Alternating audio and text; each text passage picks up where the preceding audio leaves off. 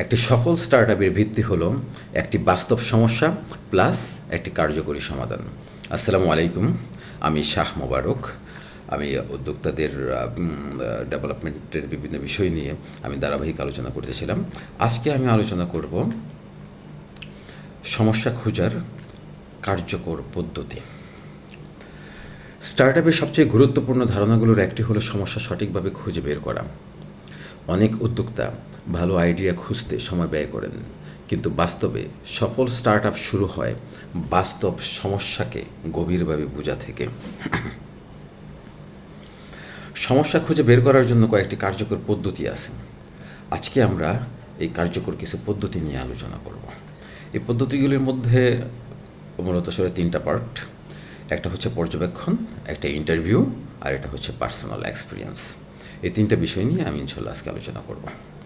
প্রথমেই আলোচনা করতে চাই অবজারভেশন নিয়ে। পর্যবেক্ষণের মাধ্যমে সমস্যা খোঁজা। অবজারভেশন মানে হলো মানুষ কিভাবে তাদের কাজ করে, কিভাবে কোনো সেবা ব্যবহার করে বা কোথায় সমস্যায় পড়ে তা মনোযোগ দিয়ে দেখা। অনেক সময় মানুষ নিজের সমস্যাটি স্পষ্টভাবে বলতে পারে না, কিন্তু আপনি যদি তাদের কাজের ধরন পর্যবেক্ষণ করেন তাহলে সমস্যাটি সহজেই বুঝতে পারবেন। কিভাবে সেই অবজারভেশন করবেন? অবজারভেশন করার সময় কিছু বিষয় লক্ষ্য রাখা খুব গুরুত্বপূর্ণ। মানুষ কোন কাজটি করতে গিয়ে বারবার থেমে যাচ্ছে, কোন কাজ করতে তাদের বেশি সময় লাগছে, কোথায় তারা বিরক্ত হচ্ছে, কোথায় তারা অন্যের সাহায্য চাইছে। এই মুহূর্তগুলি সাধারণত সমস্যার ইঙ্গিত দেয়। ধরুন, আপনি একটি রেস্টুরেন্টে বসে আছেন এবং দেখলেন অনেক মানুষ খাবার অর্ডার করতে গিয়ে সমস্যায় পড়ছেন। সম্ভবত তারা মেনুটা ঠিকমতো বুঝতে পারছেন না, অথবা ওয়েটারকে খুঁজে পাওয়া যাচ্ছে না, অর্ডার নিতে বেশি সময় লাগছে। এই সমস্যাগুলো পর্যবেক্ষণ করে কেউ একটা ডিজিটাল অর্ডারিং সিস্টেম তৈরি করতে পারে, যেখানে মানুষ মোবাইল দিয়ে অর্ডার করতে পারে গাড়িতে। আর একটি উদাহরণ যদি দেই, এরকম একজন উদ্যোক্তা লক্ষ্য করলেন যে অফিসে অনেক মানুষ বারবার ফাইল শেয়ার করতে গিয়ে ইমেল ব্যবহার করে এবং এতে সময় যথেষ্ট নষ্ট হয়। এই পর্যবেক্ষণ থেকেই পরে ক্লাউড ফাইল শেয়ারিং প্ল্যাটফর্মটা তৈরি হয়েছে। অবজারভেশন পদ্ধতির মূল সুবিধা হলো আপনি বাস্তব আচরণ দেখে সমস্যা বুঝতে পারেন, শুধু কথার উপর নির্ভর করে না।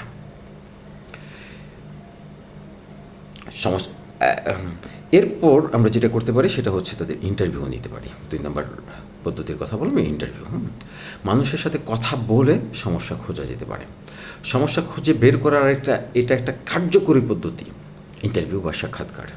আপনি এখানে সরাসরি মানুষের সাথে কথা বলে তাদের সমস্যাগুলো বোঝার চেষ্টা করবেন।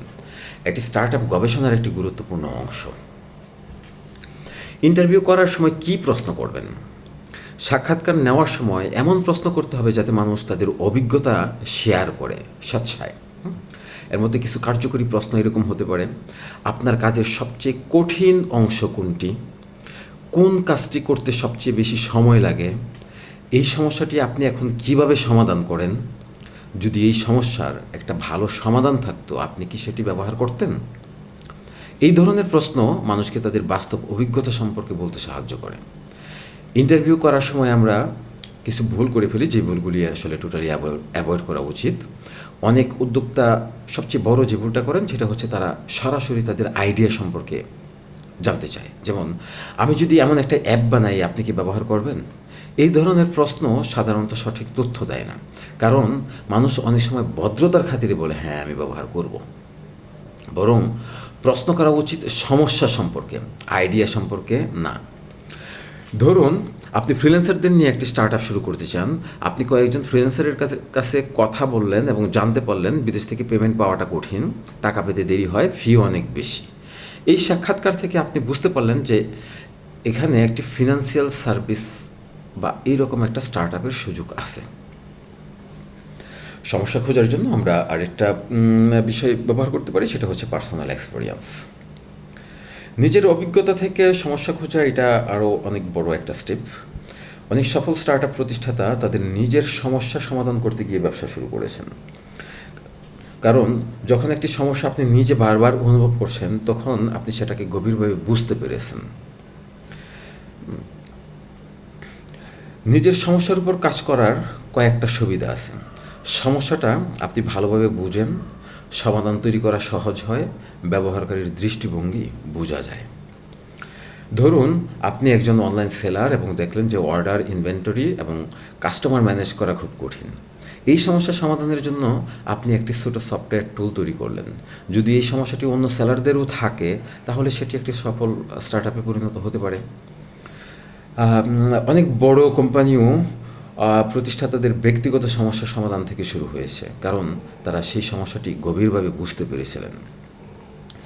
সমস্যা খোঁজার সময় যে বিষয়গুলি অবশ্যই মনে রাখতে হবে: সমস্যাটি বাস্তব হতে হবে। শুধু ধারণার উপর ভিত্তি করে সমস্যা নির্বাচন করা একদমই ঠিক না। মানুষের বাস্তব অভিজ্ঞতা থেকে সমস্যা খুঁজতে হবে। সমস্যাটি গুরুত্বপূর্ণ হতে হবে। মানুষ যদি সমস্যাটিকে খুব গুরুত্ব না দেয়, তাহলে তারা সমাধানের জন্য টাকা দিতে চাইবে না। সমস্যাটি বড় হতে হবে। একটি ভালো স্টার্ট আপ সাধারণত এমন সমস্যার সমাধান করে যা অনেকগুলি মানুষকে প্রভাবিত করে। তো এই কতগুলি পদ্ধতির মাধ্যমে আমরা আসলে একটা সমস্যা খুঁজে পেতে পারি, কার্যকর একটা সমস্যা খুঁজে পেতে পারি, এবং সেই সমস্যাটিকে যদি আমরা সমাধান করি, তবে হয়তো একটা কার্যকরী একটা স্টার্ট আপ এর উদ্যোগ নেওয়া সম্ভব। আজকের আলোচনায় আমরা আসলে মূলত সমস্যা খুঁজে বের করার এই 3টা কার্যকর পদ্ধতি সম্পর্কে জানলাম। একটা হচ্ছে অবজারভেশন, মানুষের আচরণ পর্যবেক্ষণ করা।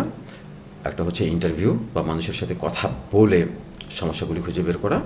3 নাম্বারটা হচ্ছে পার্সোনাল এক্সপিরিয়েন্স, একদম নিজের অভিজ্ঞতাটাকে ব্যবহার করা।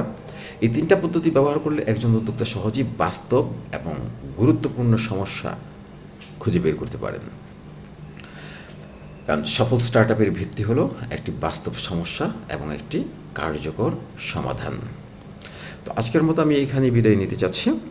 আমার ভিডিওটা যদি আপনাদের মিনিমাম ভালো লাগে, তবে অবশ্যই লাইক দিয়ে পাশে থাকবেন। আমার পরবর্তী ভিডিও দেখবেন আশা করি।